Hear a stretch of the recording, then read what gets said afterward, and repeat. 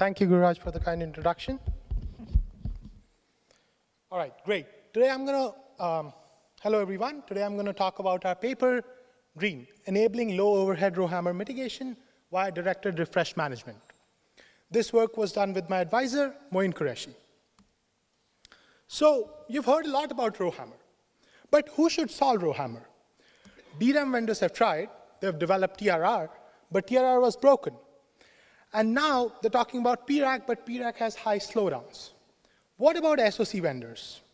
If SoC vendors can do it, you don't have, DRAM vendor, they don't have to rely on obscure solutions that the DRAM industry is coming up with, and they don't have to pay the high overheads of PRAC. So memory controller-based Rowhammer mitigations allow SoC vendors to take matters into their own hand, and this is what we're going to talk about. So how do we solve Rowhammer at the memory controller level? Memory side mitigations consist of two parts. First, identifying the aggressor row. And you can do this randomly. For example, on an activation, select an aggressor with probability P. You can tune the value of P to tolerate different Rowhammer thresholds. After you have identified an aggressor row, what you need to do is a mitigation. And mitigation can be done by refreshing neighboring rows. For example, for row X, you can refresh row X plus 1 and row X minus 1. However, this doesn't really work in real life because DRAMs internally scramble row addresses. So the memory controller actually doesn't know the physical neighbors of a given row. To solve this problem, prior work assumed the presence of an NRR-like command, which would refresh the physical neighbors of a given row. And it's important to note that this NRR command was assumed to be a per bank command. To support memory controller side mitigations, DDR5 actually introduces a new command called DRFM. DRFM has two parts. First, a mechanism to sample the row into the DRAM, and second, a command that actually does the mitigation for the sample row. So let's look at how you sample. So to sample, you send a special precharge command called precharge plus sample, which populates the DRFM address register, or DAR. Next, to do a mitigation, you send a DRFM command. Now, this DRFM command can be of two types, DRFM all bank and DRFM same bank. DRFM all bank mitigates the DRFM address register from all the 32 banks. DRFM same bank mitigates the DAR from 8 banks across all the bank groups. Unlike NRR, DRFM either stalls 8 or 32 banks. And as you can imagine, this could cause significant performance impact. And indeed, we observe this slowdown. For example, at current thresholds of around 4,000, if you implement para with NRR, you get around 2% slowdown.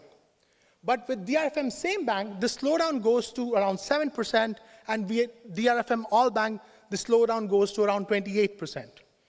So DRFM causes significant delays. Now let's understand why this is happening.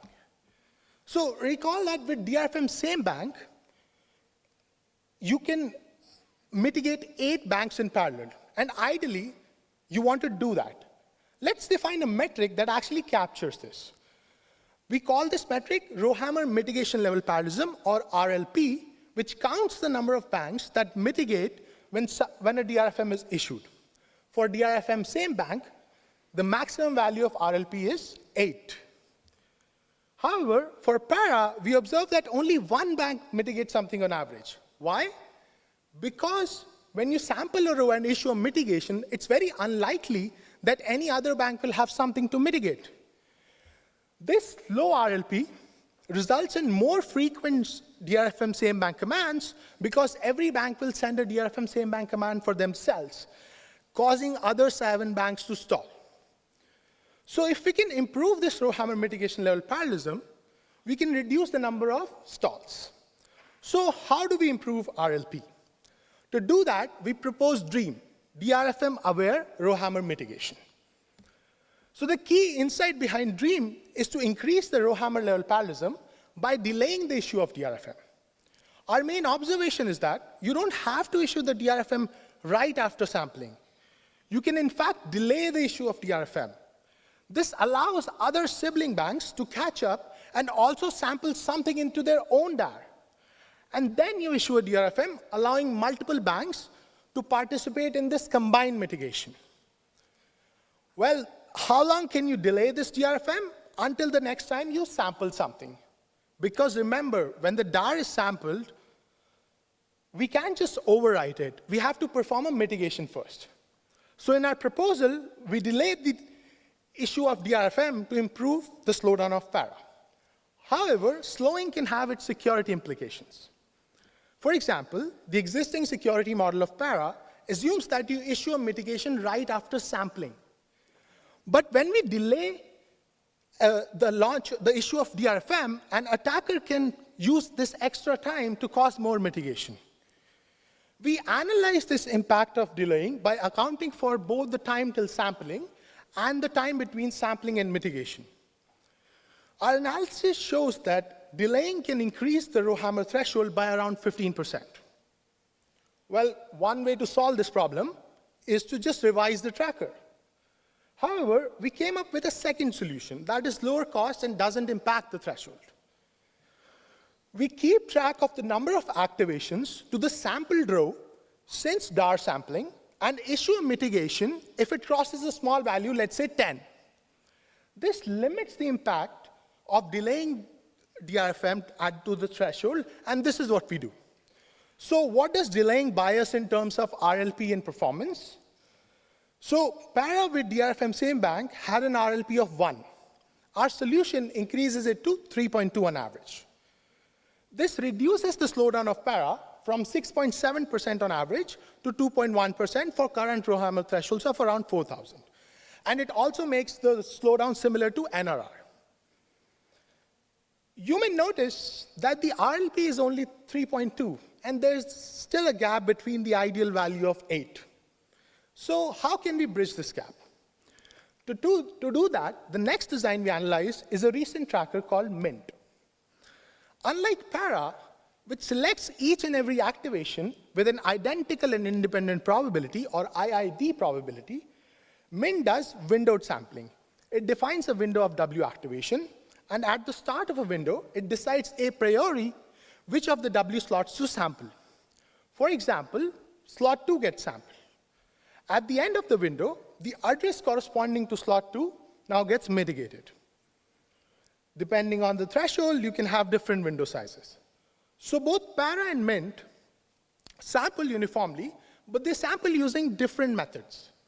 Para uses IID sampling, while Mint, on the other hand, uses URAN sampling. One important thing to note here is that a mitigation should not reveal which item is selected. For example, when you issue a mitigation right after B, you can use a timing channel to figure out that B was mitigated, and then the attacker can focus the attack on just C and D. So it's important that you perform the mitigation at the end of the window, and our implementation does that. Within a window, when memory controller identifies an aggressor, it stores it into a register at the memory controller called the Mint register. And when the window finishes, the memory controller issues an extra activation and pre-charge to sample the address into the DRFM register first, and then issue a DRFM. Now for Dream, we observe that we can directly sample the DAR when DAR is invalid. Because remember, sampling does not create a timing side channel, only mitigation does. And this is what we do. If the DAR is free, instead of writing it to the memory controller side register, we directly sample into DAR. And in the next window, however, when the DAR is busy, you write the sampled address to the Mint register, like before, and at the end of the window, you first issue a DRFM, and then, which clears the previous entry of DAR, and then you issue an extra activation and pre-charge, which moves this Mint register to DAR. This allows for more time between sampling and issuing of DRFM, and this is how we implement DRFM-aware Mint, which tries to maximize the RLP. Great. So how does Mint compare with para? Mint increases the RLP to 7.55 on average, as compared to 3.2 for para, Remember, the maximum value of RLP for DREAM, for DRFM same bank, is 8. And this reduces the slowdown of mint to just around 1% for current thresholds of 4,000. We've had multiple sessions in this talk about PRAC. How does DREAM compare with PRAC? So while PRAC is a principal solution, it requires changes to the timing parameter, which increase the memory latency. Even at the current thresholds of 4,000, it has a high latency overhead of around 10%. Comparatively, memory controller side mint has only 1% slowdown. So DRFM-based mitigations are quite appealing to the SoC vendors when compared to PRAC. In this talk, we have primarily focused on low-cost randomized tracker. However, in the paper, we have also analyzed how we can leverage the properties of DRFM to reduce the storage overheads of counter-based trackers. Currently, counter-based trackers are designed at a per-bank granularity. But DRFM allows you to mitigate aggressors from multiple banks in parallel. In fact, with DRFM all-bank, you can mitigate 32 banks in parallel. If that's the case, then you can keep a single counter for 32 banks, and you don't need a per-bank tracker. This reduces the number of entries in a tracker by a lot, and this is what we have analyzed. One problem that we encounter is that all the cache lines in an OS page typically have the same row ID. So if we share the counter amongst the same row ID, it results in hot counters, which triggers DRFM frequently and results in high slowdowns. We avoid this by ensuring that the row sharing a counter comes from randomized location. We compare our DRFM-based solution with the recent state-of-the-art Abacus tracker, and we show that DRFM-aware counter-based trackers can reduce the storage overheads by around 3x to 6x. I encourage you to take a look at the paper. So to conclude, this is the first paper to analyze the DRFM-based mitigation for memory controllers side rowhammer defenses. The problem with DRFM is that it stalls 8 to 32 banks, which causes high slowdowns. We show that if memory controller side mitigations are made DRFM aware, then you can significantly reduce the slowdown. And the reason why memory controller side mitigations are appealing even in the presence of PRAC is that we can get a slowdown of just 1% instead of 10% with PRAC at current rowhammer thresholds. Thank you for listening, and I'll now take any questions.